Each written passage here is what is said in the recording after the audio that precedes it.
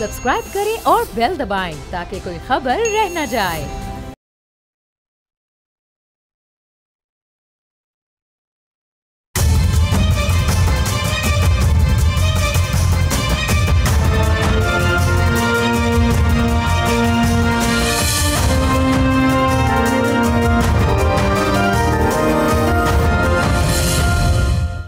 अस्सलाम वालेकुम, आप देख रहे हैं बोल्ड रिपोर्ट्स और मैं हूं बतूल राजपूत। पाकिस्तान में IMF की एक ख़ास रिपोर्ट सामने आने के बाद ये सवालात उठ रहे थे कि अब गवर्नमेंट सीरियस लेगी उस रिपोर्ट के बारे में जिसके बारे में दावा किया गया कि गवर्नमेंट की मर्ज़ी से तैयार की गई, उनकी मर्ज़ी से मंजर आम पे आई, लेकिन उसके बाद जिस गैर संजीदगी का मुजाहरा हुकूमत कर रही है, कोई रिफॉर्म्स नज़र नहीं आ रहे।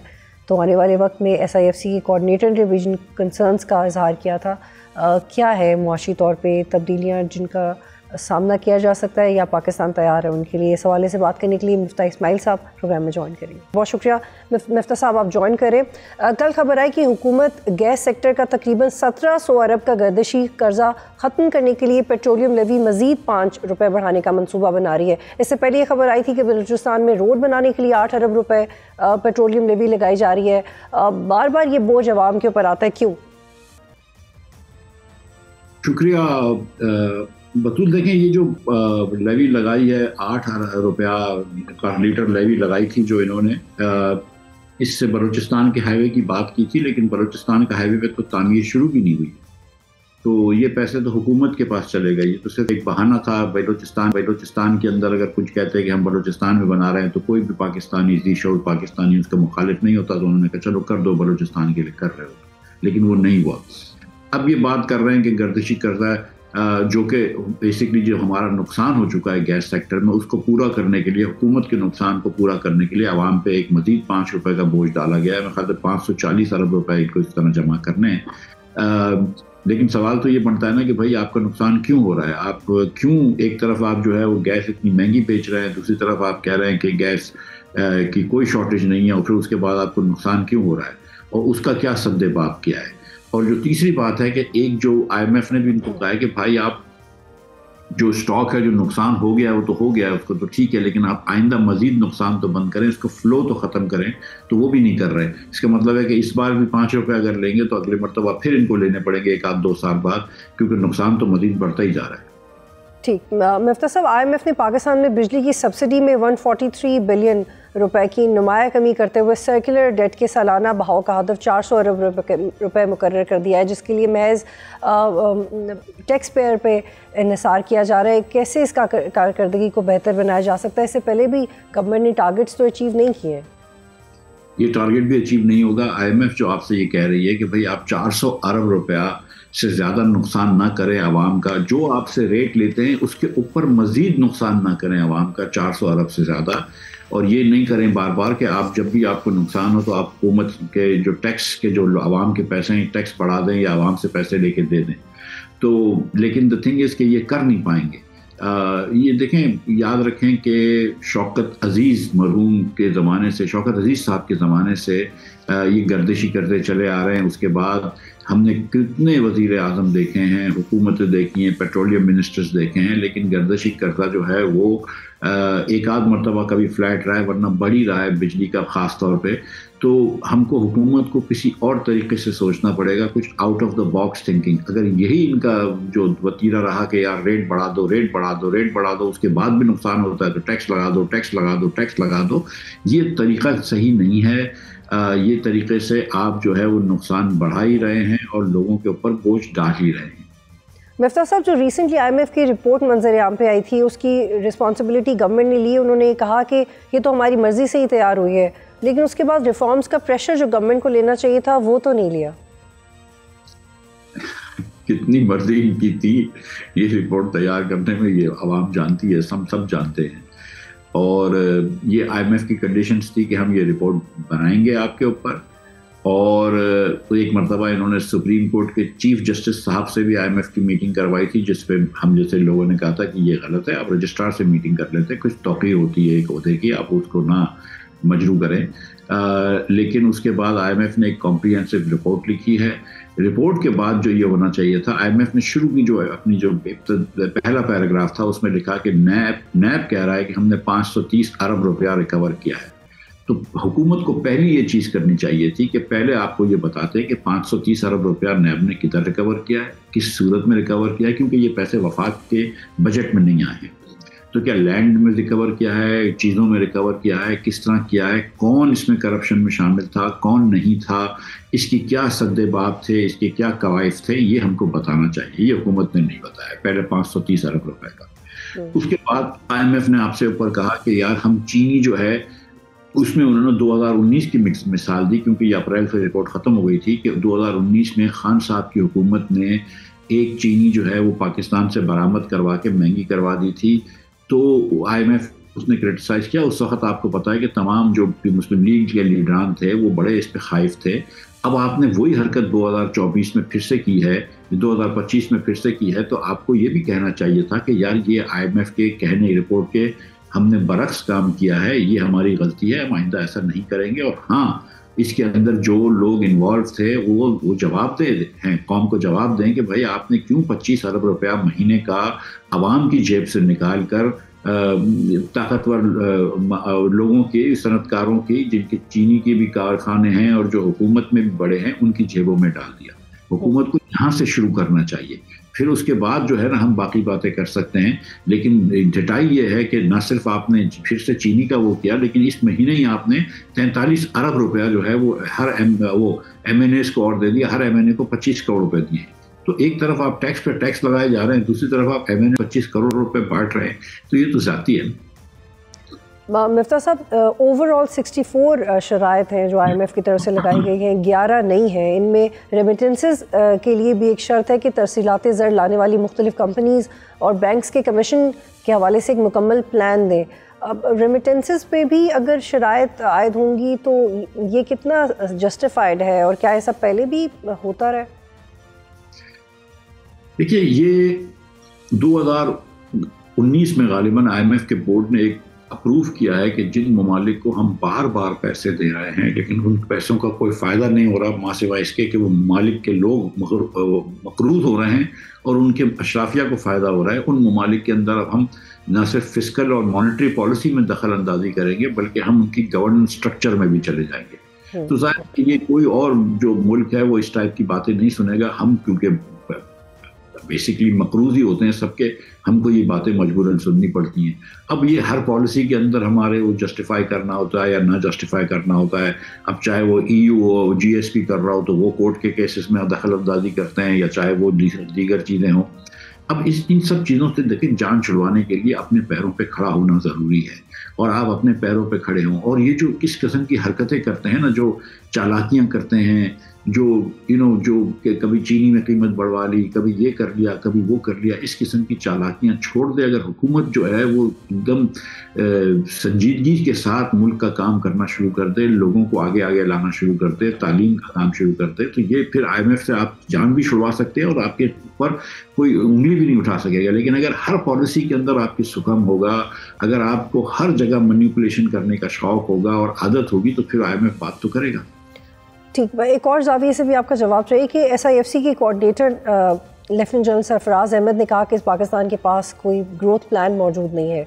मेरा सवाल ये कि 2-2.5 साल के बाद ये क्यों कहा जा रहा है? फ़ौरन ही क्यों नहीं कहा जब ये ओहदा संभाला गया था, जब ये बॉडी बनी थी और SIFC तो बड़ा एम्बिशियस टारगेट्स लेके शुरू हुई थी?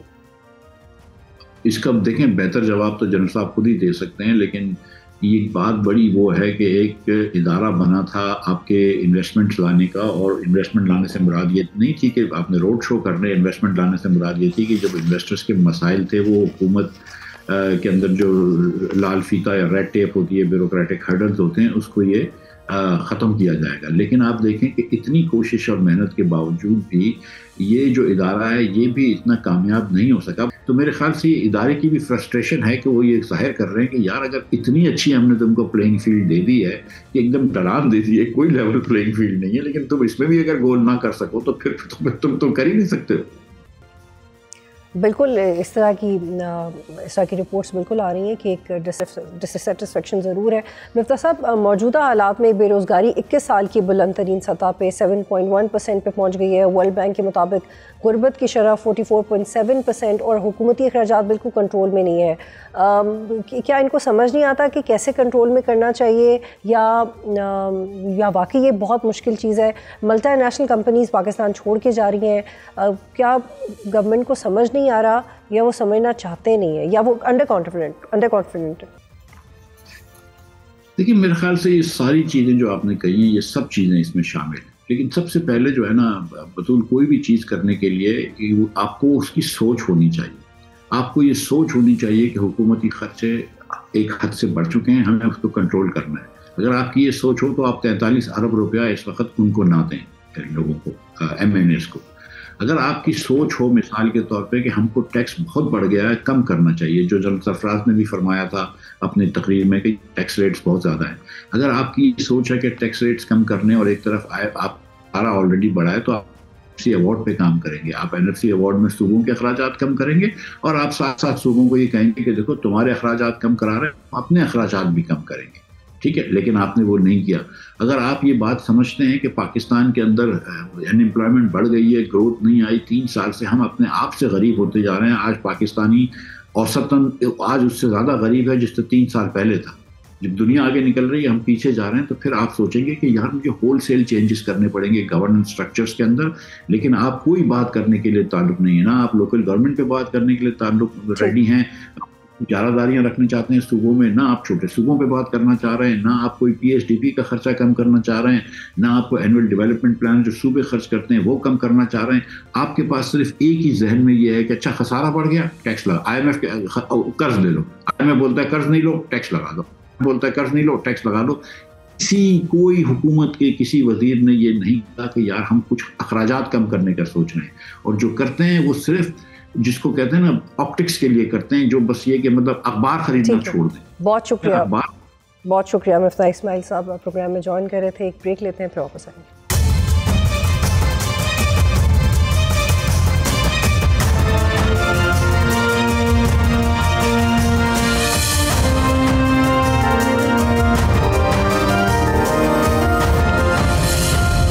प्रोग्राम में खुश आमदीद। इस वक्त मुझे ज्वाइन करें शौकत यूसुफजई साहब, रहनुमा पाकिस्तान तहरीक इंसाफ, इंफॉर्मेशन को भी रिप्रेजेंट करते रहे PTI में माजी में। बहुत शुक्रिया यूसुफजई साहब, आप ज्वाइन करें।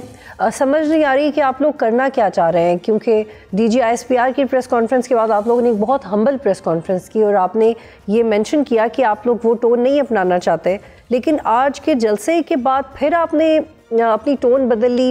ये क्या स्ट्रैटेजी है? बहुत शुक्रिया।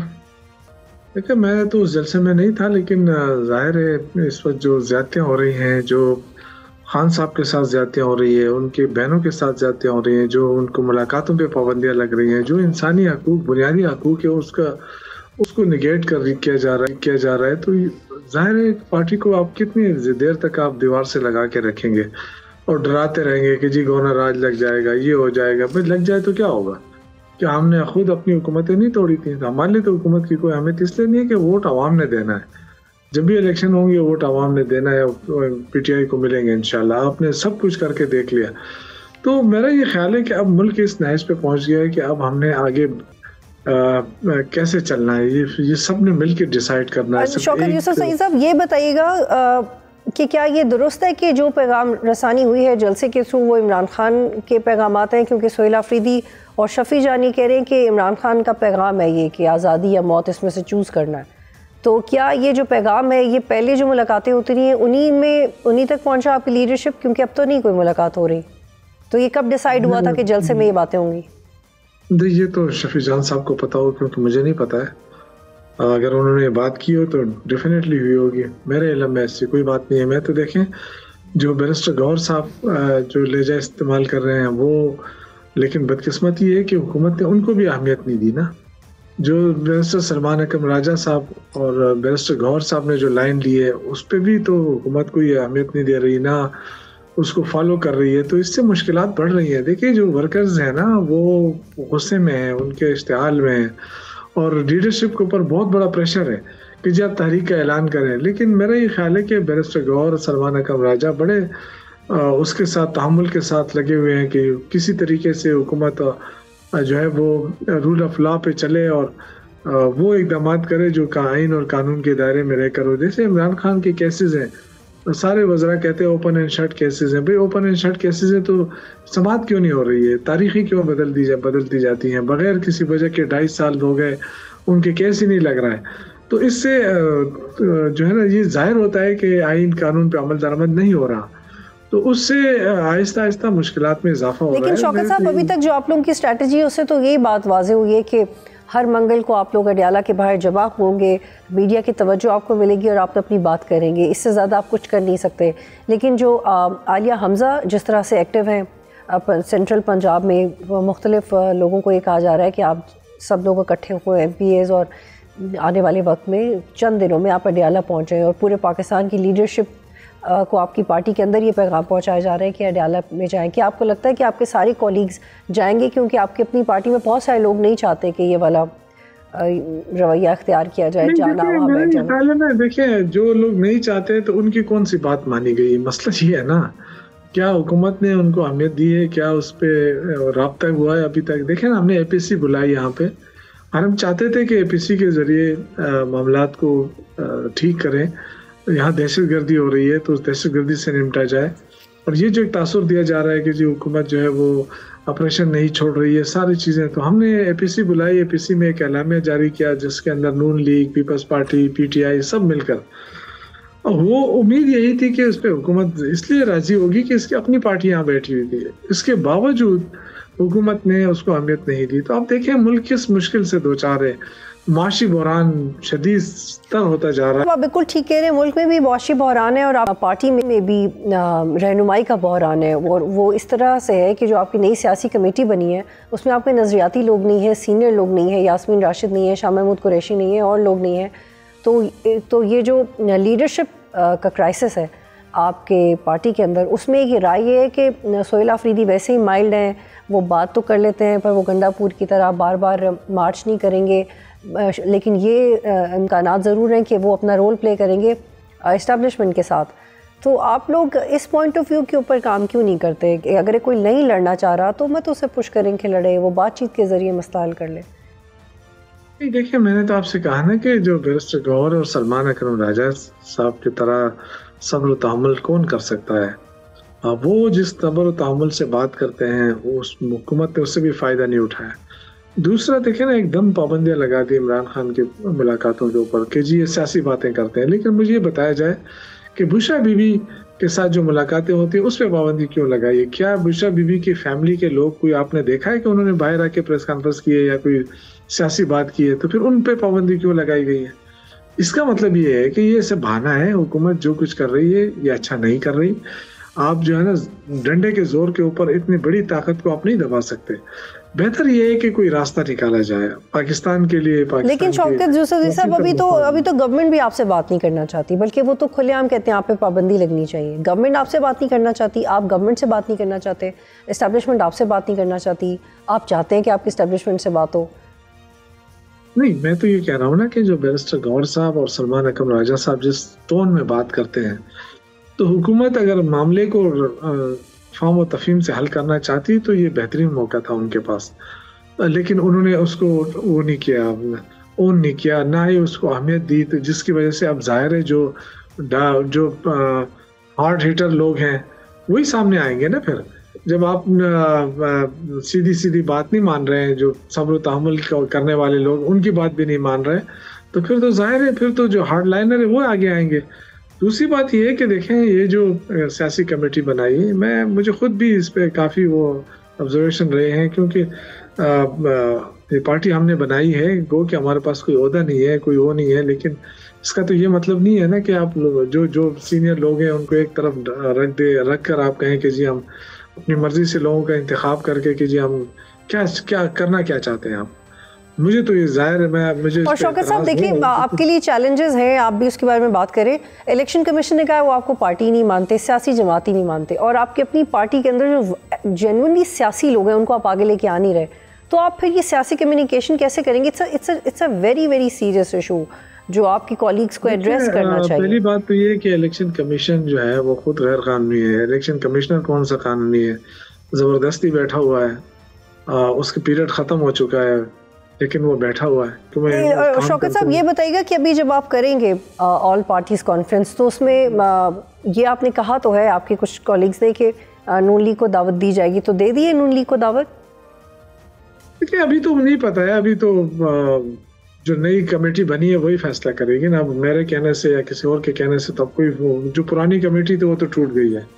अब जो नई सियासी कमेटी बनी है वही डिसीजन लेगी कि आगे क्या करना है। लेकिन मेरा ये ख्याल है कि अपनी कमेटी जो है वो इस पे नज़रसानी कर ले। एक तो बहुत बड़ी कमेटी बना दी गई है, जो रेलेवेंट चीज़ें हैं वो होनी चाहिए, रेलेवेंट लोगों को शामिल करना चाहिए, जो स्ट्रेंथ निकाल सकते हैं, जो बात कर सकते हैं, जिनकी सूझबूझ है, उन लोगों को ज़रूर इस कमेटी में डालना चाहिए, चाहे वो जैसे भी हैं। लेकिन कम से कम मेरा ज़ाती ख्याल है आतिफ खान, शाह फरमान, इनको तो होना ही चाहिए ना। अली मोहम्मद खान, देखे ना अब ये इनकी एक वो रही है, अटैचमेंट रही है खान के साथ भी और पार्टी के साथ भी, तो उनको एकदम बाहर करना।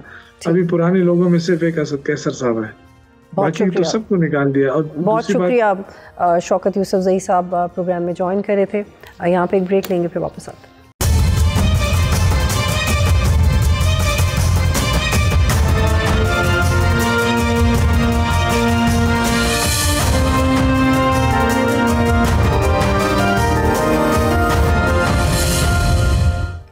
प्रोग्राम में खुशामदीद और मुझे ज्वाइन कर रहे हैं ज़ाहिर शाह शिराजी साहब, सीनियर तज्ज़िया निगार है और KP के अफेयर्स और FPAC अफेयर्स पे अबूर हासिल है इन्हें। बहुत शुक्रिया शिराजी साहब, आप प्रोग्राम में ज्वाइन करें। आज हम डोमेस्टिक पॉलिटिक्स के बारे में ज़्यादा बात करेंगे। PTI का जलसे में जो स्टेटमेंट सामने आई है वो तो बहुत एग्रेसिव है और हमें लग रहा था कि DGISPR की प्रेस कॉन्फ्रेंस के बाद जो प्रेस कॉन्फ्रेंस PTI ने की है वो हम्बल है, उसमें एक टोन सेट कर दिया गया है कि एटलीस्ट हम वर्बली रिएक्ट नहीं करेंगे। लेकिन जलसे में जो कहा जा रहा है ये तो सिलसिला रुकता हुआ दिखाई नहीं दे रहा। बतूल बहुत बहुत शुक्रिया। देखिए इसमें सबसे एक अहम इशू ये है कि आपका पार्टी नैरेटिव क्या है। जब पार्टी की सेंट्रल एग्जीक्यूटिव कमेटी डिसॉल्व हुई उसके बाद जो प्रेस कॉन्फ्रेंस की सलमान अकरम राजा ने और बैरिस्टर गौहर ने, वो एक पार्टी का बयानिया था या पार्टी का स्टांस था कि वो क्या कहना चाहते हैं। उसके बाद आपने देखा कि पेशावर के जलसे के हवाले से एक बड़ा शायद ये तस्वर किया जा रहा था कि एक बहुत बड़ा कोई इनकलाबी इक़दाम उठाया जाएगा और शायद मार्च किया जाएगा टुवर्ड इस्लामाबाद। लेकिन आपने देखा कि DGISPR के रिस्पांस में जो सुहेल अफरीदी हैं उनका रिस्पांस बड़ा डिप्लोमेटिक था एंड वी कैन से कि एक शायद बड़ा सेंसिबल किस्म का जवाब दिया गया, क्योंकि इससे नज़र आता था कि कॉन्फ्लिक्ट की तरफ नहीं जा रहे, तसादम की तरफ मजीद जाने की जो है वो कोशिश नहीं की जा रही। जहाँ तक इस जलसे का ताल्लुक है और जो स्टांस है, मेरे ख्याल में देखें अपने वर्कर्स का खून गरमाने के लिए और धुआंधार तकरीरें करने का एक अलग आप समझ लें हमेशा से हमारी सियासी जमातों का एक बयानिया रहा है, क्योंकि ऑन फ्रंट उनका जो पॉलिटिकल स्टांस होता है वो अलग होता है। जब when it comes to deal और तमाम चीज़ों के ऊपर बात करने की, तो मेरे ख्याल में ये चीज़ें होती रहती हैं। अब सवाल ये पैदा होता है तो क्या इनके पास ऑप्शंस क्या है? क्या सिर्फ खैबर पख्तूनख्वा के लोग जो है ना वो निकलेंगे सड़कों पे और वो टुवर्ड इस्लामाबाद मार्च करेंगे? ये एक लेकिन शिराजी साहब जो शफी जान ने बयानात दिए उस पर बात करते हैं, क्योंकि उससे थोड़ा सा आइडिया हो रहा है कि ये किस तरह की ऑप्शन चाहती है PTI। उन्होंने कहा है कि हमें पॉलिटिकल स्पेस दें। शफी जान ने कहा, वैसे उन्होंने कुछ एग्रेसिव स्टेटमेंट से बोली, उससे बात करेंगे। वो पॉलिटिकल स्पेस मांग रहे हैं, ये कैसे मिल सकती है उन्हें? अपने मुंह से मांगने से मिल जाएगी, क्योंकि इसके अलावा जो उन्होंने किया उससे तो नहीं मिली। लेकिन एक चीज़ बड़ी वाज़ेह है कि अगर वाकई सियासी जमात चाहती है कि पाकिस्तान के अंदर सियासत करे तो उसका तरीक़ाकार है। अगर उसका गिला है कि अदालतें उनको इंसाफ नहीं दे रही, हुकूमत उनको कोर्स कर रही है, उन्हें प्रेशराइज कर रही है, एस्टेब्लिशमेंट जो है वो शायद हुकूमत का साथ दे रही है, वो तो ऑटोमेटिकली जब ये हुकूमत में तो एस्टेब्लिशमेंट इनके साथ भी थी। अब कौन सी स्पेस मांगना चाह रहे हैं? KP के अंदर उनकी हुकूमत है, मरकज़ में वो अपोजिशन में मजबूत जमात है, चाहते क्या है? अगर उन्हें, मैं ये समझता हूँ कि अगर बानी PTI की रिहाई का मामला है तो it has to go to the courts. अगर आप बड़े जलसे कर ले, जलूस कर ले, या तो दो बातें हैं। सीधी ऑप्शन ये है कि या तो आप जाके डील करें डील के अंदर क्या है, आप क्या ऑप्शन देना चाहते हैं। अब ये तो हो नहीं सकता कि आप शहबाज शरीफ साहब को घर भिजवा दें और उनकी जगह इमरान खान को आप प्राइम मिनिस्टर बना दें। ये तो मेरे ख्याल में एक ख्याल है हर किसी का, मतलब हर कोई सोच सकता है। दूसरी बात ये कि आप स्पेस की बात कर रहे हैं, तो कौन सी स्पेस? आप सूबे के अंदर हुकूमत कर रहे हैं, मरकज में भी आपको हुकूमत चाहिए। क्या आप दोबारा? ठीक है शिराज साहब, एक और सवाल ही कि आप ये कह रहे हैं कि स्पेस उनके पास ऑलरेडी है और यूटिलाइज उनको करना चाहिए। सोहेल आफरीदी ने कहा कि आज़ादी है, मौत जाएंगे तो कफन वापस पहन के आएंगे। इसका मतलब है कि वो उनका ख्याल ये है कि शायद वो कोई जेल ब्रेक करेंगे और इमरान खान बाहर आ जाएंगे, क्योंकि इंटेंसिटी से तो ये लग रहा है। लेकिन इंफॉर्मेशन मिनिस्टर को जब हमने इंटरव्यू किया कुछ दिन पहले, उन्होंने कहा कि अगर ये आते हैं दोबारा तो हम चीफ मिनिस्टर को वापस भेज देंगे, लेकिन अगर चीफ मिनिस्टर वापस नहीं जाएंगे तो फिर तो लड़ाई होगी। और अभी वाकई ग्राउंड पे कुछ गलत होने की तवक्को है, क्योंकि it's too much to even talk on media right now, जिस तरह की बातें हो रही हैं। देखिए, मैं ये समझता हूँ कि जो एक फेज था जिसको एक्सप्लॉइट करने की कोशिश की गई थी, वो आपके चीफ ऑफ डिफेंस फोर्सेस का नोटिफिकेशन था। उसके ऊपर हॉस्टाइल अकाउंट ने किया, गलत अकाउंट ने किया, AI जनरेटेड स्टफ हुआ, या इंडियन स्पॉन्सर्ड जो अकाउंट्स थे उनसे हुआ, अफगान स्पॉन्सर्ड, सारी चीजें जो होनी थी वो हो गई हैं। अब आपके पास आपने एक लूज बॉल दी जिसके ऊपर गवर्नमेंट जो है बड़ा अच्छा खेली है, उन्होंने तमाम आपके ऊपर मलबा डाल दिया। This is how the politics goes on. लेकिन एक चीज आप जरूर ज़हन में रखिएगा कि अगर हम ऑब्जेक्टिव बात करते हैं तो सियासी पोलराइजेशन खत्म होनी चाहिए। अगर मुल्क मिलिटरीली स्टेबलाइज हो गया है, चीफ ऑफ डिफेंस फोर्सेस मुल्क को लीड कर रहे हैं, तो why we should have a political polarisation. लेकिन अब ये हो नहीं सकता। बार बार एक बात हम करना चाहते हैं कि स्पेस की बात, अगर आप ये चाहते हैं कि मरकजी हुकूमत घर चली जाए और इनको हुकूमत दी जाए, ये अगले साल 1.5 साल में नहीं होने वाला। फिर आप देखें जिस तरीके से अगर फौज ने एहतसाब करते हुए अपने जनरल को सजा दी है, और उस जनरल के अगर आगे फ्यूचर के हवाले से बात की जाए तो आप ISPR का आखिरी जो पैराग्राफ है वो बड़ा क्लियर है कि देयर आर मोर केसेस जो कि जिसमें पॉलिटिकल इन्वॉल्वमेंट है, मैन्यूवरिंग है। वो किसके साथ इन्होंने की? क्या वो PMLN के साथ की, पीपल्स पार्टी के साथ की, या PTI के साथ की? क्योंकि अब तो लेकिन लोगों ने बातें करना शुरू कर दी है कि जब PMLN को रिलीफ दिया गया इमरान खान की हुकूमत के दौरान, तो वहां भी जनरल फैज का रोल नजर आया। तो क्या आप उन सियासी जमातों को भी फिर इंक्लूड करेंगे? क्या आप -1 की जो बात की जा रही है? एक और सवाल शिराज साहब, ये तो आप जो रियासत ने एक हार्ड स्टेट की शेप ली है उसकी वजाहत कर रहे हैं, लेकिन मेरा आपसे सवाल ये है कि जो सोहेल आफरीदी ने कहा है कि आज़ादी या मौत, ये उन्होंने हवाला दिया इमरान खान का। उन्होंने कहा है जी इमरान खान का पैगाम आ गया है। ऑल्दो गवर्नमेंट ये कह रही कि मुलाकातों पे बाकायदा पाबंदी है, सुपरवाइज होती हैं, कोई पॉलिटिकल बात नहीं होगी। तो अभी तक जितनी कम्युनिकेशन हुई थी उससे उन तक ये बात पहुंच गई है कि आप अब मौत या आज़ादी के लिए तैयार हो जाएं, और यही उन्होंने अपने जलसे में कहा है। तो इसका मतलब है कि ये वाज़े इंस्ट्रक्शंस इमरान खान की तरफ से हैं और they want to fight on road. देखिए, वो उनका लीडर है, बेशक उनके लिए सियासी तौर पे मैं तो कहता हूँ बड़ा पहले उठना चाहिए था। इनको क्यों नहीं उठे? किसका इंतजार कर रहे हैं? इन्होंने जुनेद अकबर को पार्टी का सूबाई सदर बनाया तो उन्होंने क्या किया? फिर आप देखिए और आप पूरे पाकिस्तान में कितने लोग निकलेंगे? क्या आप समझते हैं पंजाब में भी लोग निकलेंगे? क्या आप समझते हैं सिंध में भी निकलेंगे? क्या आप समझते हैं कि बलूचिस्तान के अंदर भी निकलेंगे? देखिए, अब ये वक्त नहीं है। बेशक he is a popular leader, PTI का आप कह रहे हैं कि एक बड़ी पॉपुलर जमात है as they claim on social media है, या बिल्कुल एक्चुअली भी होगी। लेकिन इस वक्त आप मुझे ये बताएं कि अगर आप स्टेट के खिलाफ बगावत करेंगे तो स्टेट आपके खिलाफ एक्शन लेगी, फिर FIR होंगी, फिर आप गिरफ्तारियां होंगी, मजीद आपके ऊपर सख्ती होगी। और आप देखें अता तारड़ साहब या जो फेडरल गवर्नमेंट का रिस्पॉन्स आपने बड़ा क्लियरली सुना कि अब वो मजीद बर्दाश्त नहीं करेंगे, ना मुलाकातें होंगी, ना जो है बातें होंगी, ना इनके साथ डील होगी। कल मैं राना सनाउल्लाह साहब को सुन रहा था, वो भी यही बात कर रहे थे। अब देखें, अगर मरकजी हुकूमत ने फैसला कर लिया है कि वो तहरीक इंसाफ की लीडरशिप के साथ कोई पॉलिटिकल बातचीत नहीं करना चाह रहे, तो फिर आपको रिलीफ कहाँ से मिलेगी? अदालतों से। या तो फिर आप मुकम्मल इनकलाब की बातें करें। इससे पहले हमने देखा कि अली अमीन गंडापुर साहब भी कहते थे कि जी मैं सर पे कफन बांध लिया, मैं जा रहा हूँ, फिर वहां से मामला और होता था।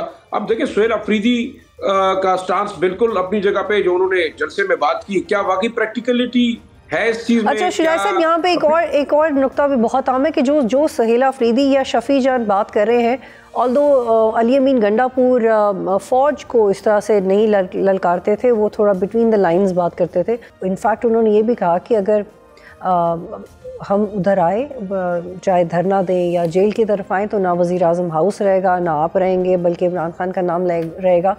तो ये फॉर द टाइमिंग हमारी अंडरस्टैंडिंग हो सकती है कि जो सुहेल आफरीदी कह रहे हैं ऐसा गंडापुर भी कहते रहे हैं, लेकिन गंडापुर कुछ जगहों पे न्यूट्रलाइज कर देते थे, लेकिन सुहेल आफरीदी और शफी जान तो कुछ भी न्यूट्रलाइज करते हुए दिखाई नहीं दे रहे। They are coming this that they mean business. Shafi Jan की आपने तकरीर उन्होंने कहा कि जी अगर सुहेल आफरीदी साहब बीच में हट जाएं तो फिर हम ऐसा करेंगे। आपने वो स्टेटमेंट सुनी है, मैंने भी सुनी है। तो अब बात वही है कि आपके पास बैरियर क्या है कि सुहेल अफरीदी डिसाइड करेंगे। तो आई थिंक मेरी प्रेडिक्शन ये है कि वो कभी भी मार्च ऑन इस्लामाबाद नहीं होगा। ये आप आज नोट कर लें एक चीज। But it could be march on towards Adiala. Islamabad में तो उनका गर्ज ही नहीं है, उनका तो इस्लामाबाद में अडियाला की बात करो।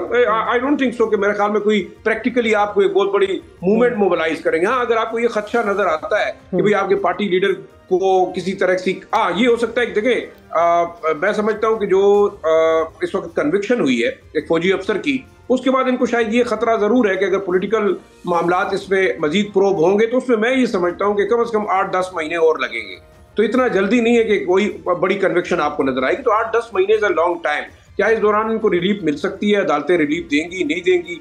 अगर इस तरह का स्टबननेस रहेगा, आप इदारों को टारगेट करेंगे, आप हुकूमत स्टेट के इंस्टीट्यूशंस को टारगेट करेंगे। बेशक आप एक पॉलिटिकल लीडर हैं, इससे पहले भी लोग करते रहे। हमेशा हमारी बदकिस्मती ये रही है कि जब सियासी जमातें अपोजिशन में रही हैं तो उन्हें याद आ जाता है कि एस्टेब्लिशमेंट है, फौज है, ये इनके खिलाफ है। लेकिन जब वो हुकूमत में होते हैं तो बड़े खुशी जो है उन्हीं चीज़ों को जो है वो बड़ा अप्रिशिएट करते हैं। आपने जो बात की कि क्या सुहेल अफरीदी करेंगे, मैं ये समझता हूँ कि Suhail Afridi is the most mild among the PTI leadership. और आप ये देखेंगे अगर कल को अगर कोई बातचीत भी होती है तो वो सुहेल अफरीदी ही करवाएंगे। ये आप मेरी प्रेडिक्शन समझ लें, इसको आप गलत समझ लें, हो सकता है इसके ऊपर लोगों का एतराज हो, लेकिन जो इंटरनली मामला नजर आते मैं आपको बड़ा प्रैक्टिकली बताता हूँ कि सुहेल अफरीदी ने इनडायरेक्टली झिरगे से एक बाकायदा आपके इंटेलिजेंस बेस्ड ऑपरेशन को जो है वो इंडोर्स करा दिया, फिर उसको कैबिनेट से मंजूर करा दिया, फिर उसको एपेक्स कमेटी में ले गए, फिर वो एनएफसी के दौरान वो बोले।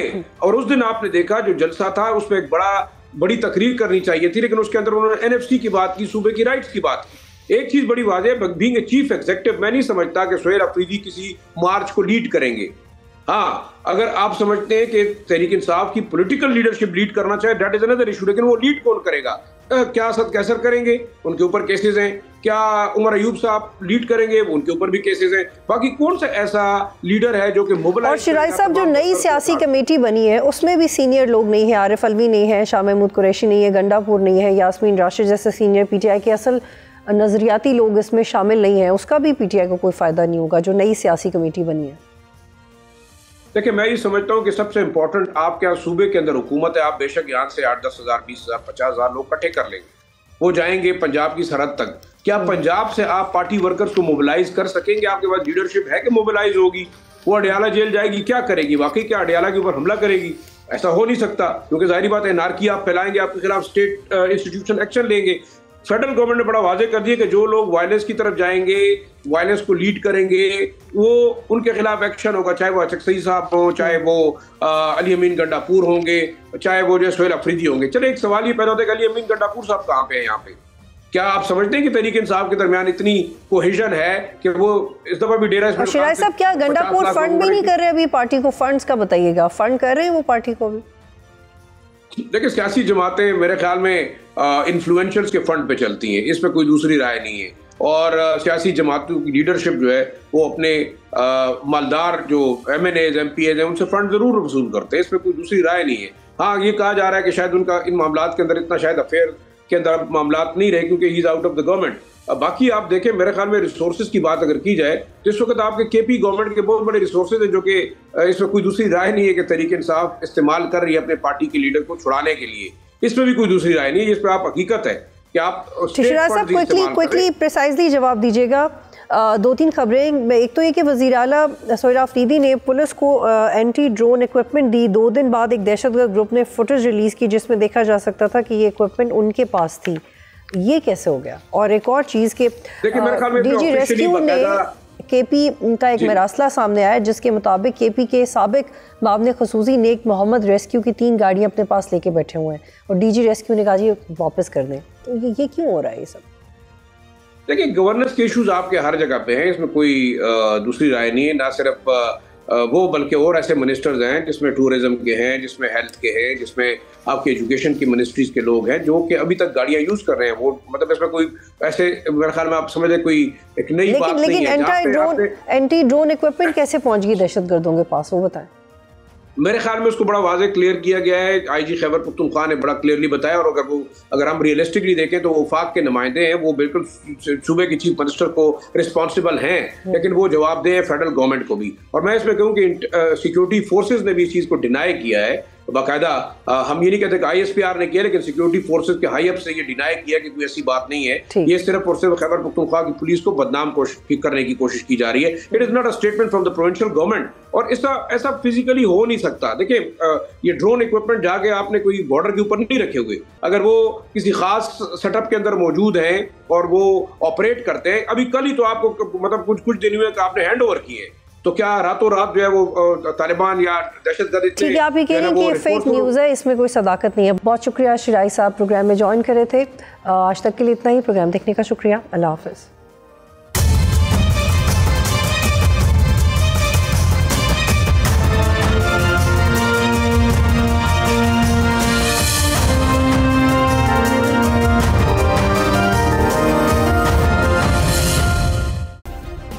सब्सक्राइब करें और बेल दबाएं ताकि कोई खबर रह न जाए।